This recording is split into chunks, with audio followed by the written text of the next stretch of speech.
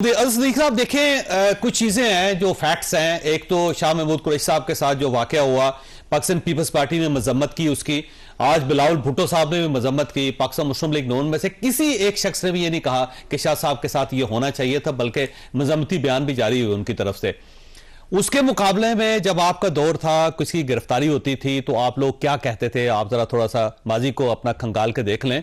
और सेकेंडली, आज जो भी हालात हैं, मेरा ख्याल है आपको इन चीजों को खुद करेक्ट कर लेना चाहिए और जहां जहां गलती हुई उसमें मदद करके मामला को आगे बढ़ाना चाहिए। अगर आप इस तरह लड़ते रहेंगे तो फिर तो यह मामला सेटल नहीं होगा किसी तरह भी। जावेद चौधरी साहब, देखिए, एक बड़ी वाज़ेह बात है। पाकिस्तान पीपल्स पार्टी की पाकिस्तान में जमहूरियत के लिए बड़ी कुर्बानी है।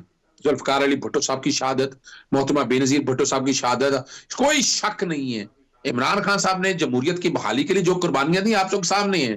पाकिस्तान मुस्लिम लीग नून ने जो इस मुल्क में हालात पैदा किए, तकलीफ के बाद हमारे लिए वो ये है कि आपके इस हवाले से मैं बिल्कुल एहसानमंद है हम आसिफ जरदारी साहब के भी, आप बिलावल भुट्टो साहब के भी, कि उन्होंने हक और सच के लिए जहां बात। लेकिन वो वजह क्या है कि पीडीएम की जमातों के साथ आप चलते रहे। मैंने 5 जून को लंदन में प्रेस कॉन्फ्रेंस में कहा था कि पाकिस्तान को मिसाके पाकिस्तान की जरूरत है। ये जो वोट को इज्जत दो का बयानिया लेकर आए थे, आज कहां है? आज क्या कर रहे हैं? हर एक को अंदाजा है इस बात का। हमें देखिए, हमें पाकिस्तान में, मैं आखिरी बलूगत इसलिए कह रहा हूं, ये छोड़ दें एक दूसरे को गिराना, लटाना, पिछाड़ना। 18 माह से जो पाकिस्तान तहरीक इंसाफ ने जो तकलीफें बर्दाश्त की है, ये मार्शल का दौर नहीं है, ये जियाउल का दौर नहीं है। हाँ, ये लहदा बात है, ये पार्शल। सदीक साहब, दूसरी तरफ से जो एक नैरेटिव आता है ना, काउंटर नैरेटिव, वो ये कहते हैं कि आपको किसने कहा था कि 9 मई और 10 मई के वाकयात करें? देखिए, मैं एक बात बताऊं आपको, आप मुझे दुख और अफसोस के साथ कहना पड़ता है, जावेद चौधरी साहब, किसी अदालत ने कह दिया है। मैं आपकी बात कहने पे कैसे मान लूं? मैं, आप इल्जाम लगा रहे हैं हमारे ऊपर। अभी जब कोई अदालत कह देगी, अदालत कसूरवार आप हक बजानब हो गए।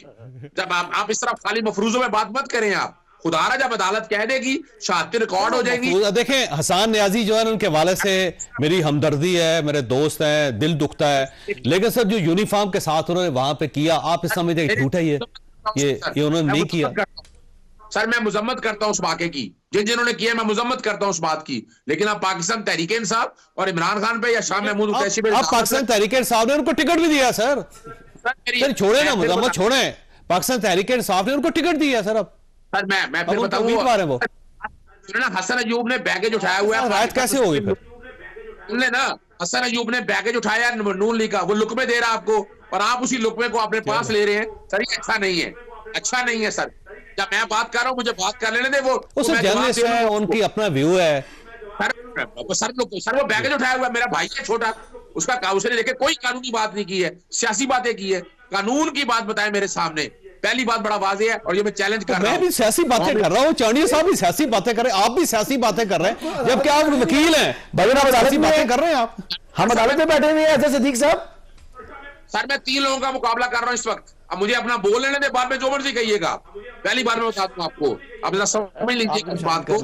कानून क्या है? Article 10A right to fair trial.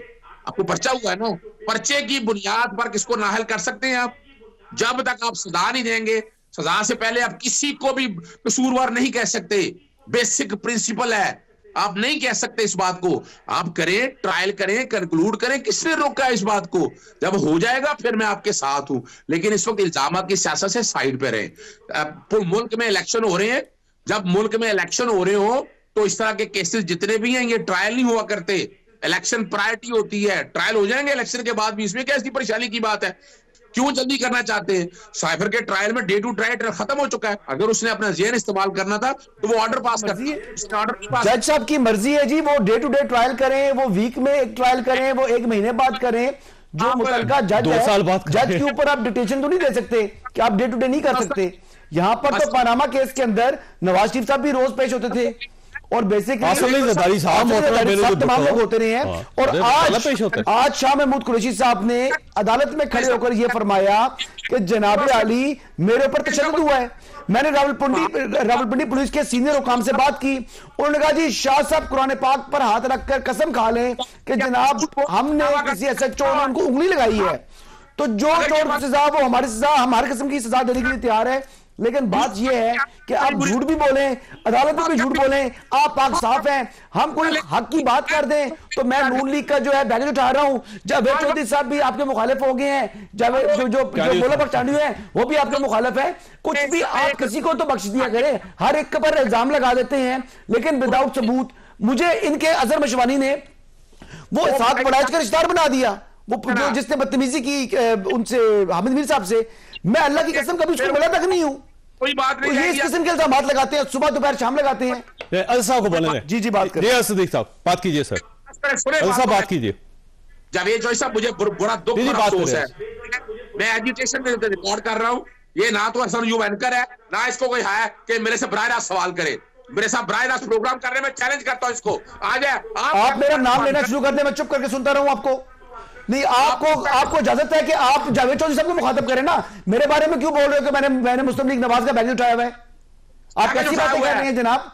Azhar साहब, आप एक तरफ छोटा भाई कहते हैं, दूसरा पर इल्जाम लगाते हैं। अच्छा, वैसे अजहर साहब मसला ये है कि मैं आपसे, रुकिएगा अजहर साहब, मैं आपसे सवाल कर रहा था, आप सवाल का जवाब देते रहे। जब आप किसी मेहमान को एंगेज करेंगे तो वो एंगेज होगा। दूसरा ये एतराज ये भी कर सकते हैं कि अजहर सदीक साहब को क्यों लिया जी, वो क्यों बोल रहे हैं? तो आप मेहमान है सारे, आप सबने राय देनी है अपने। सर मेरी एक बात सुनिएगा, जब मैं बात कर रहा हूं ये क्यों बोल रहे हैं बीच में, क्यों बोल रहे हैं? इनका कोई काम नहीं है बोलने। आप उनका नाम ना लें सर, मेरे साथ मुखातिब हो आप। कोई बात कर रहे हैं आप, फिर वही कह रहे हैं मैं खत्म कर लूंगा, बात कर ले, मुझे कोई एतराज नहीं। मैंने किसी से पैसे नहीं पकड़े, ना मैंने किसी का बैगेज लिया हुआ है। मैंने बात करनी है आइन और कानून की। आइन कानून किया है सर, 4 चीजें बड़ी मुख्तसर कर दूं सर। 9 में ले ले, कोई भी ट्रायल ले ले सर, पर्चा होने से कोई मुजरम नहीं है। वरना आइन के आर्टिकल 62 और 63 में लिख देते कि पर्चा हो गया, बाहर हो गए, वहां लिखा है सजा। जब सजा होगी जो मर्जी कर लीजिएगा, मुझे कोई एतराज नहीं है। बाकी जहां तक बात है, वो अदालतें बैठी हैं पूरे पाकिस्तान के अंदर, वो आइन और कानून के मुताबिक फैसले कर रही हैं। अगर इस फैसले में गलती है तो सुप्रीम कोर्ट मौजूद है, सुप्रीम कोर्ट। मैं और आप बैठ के यहाँ अदालत लगाने नहीं बैठे हुए, या तो मेरे से बात करें, मुझे कानून बताएं किस कानून के तहत ये फैसला गलत किया पेशावर हाई कोर्ट ने या इस्लामाबाद हाई कोर्ट ने। मुझे कानून बताकर बताएं कि इस कानून के मुताबिक। अच्छा, रुकिएगा, हमारे साथ मुफ्ती कफायतुल्लाह साहब है JUI से, मैं उनसे कुछ सवाल करना चाह रहा हूं, आप भी सुनिएगा। मुफ्ती साहब ये फरमाइएगा सर, ये मौलाना इलेक्शन करवाना चाहते हैं या नहीं?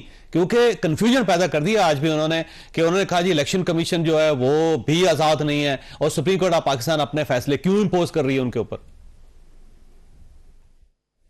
आपके सवालात के 2 जुज हैं।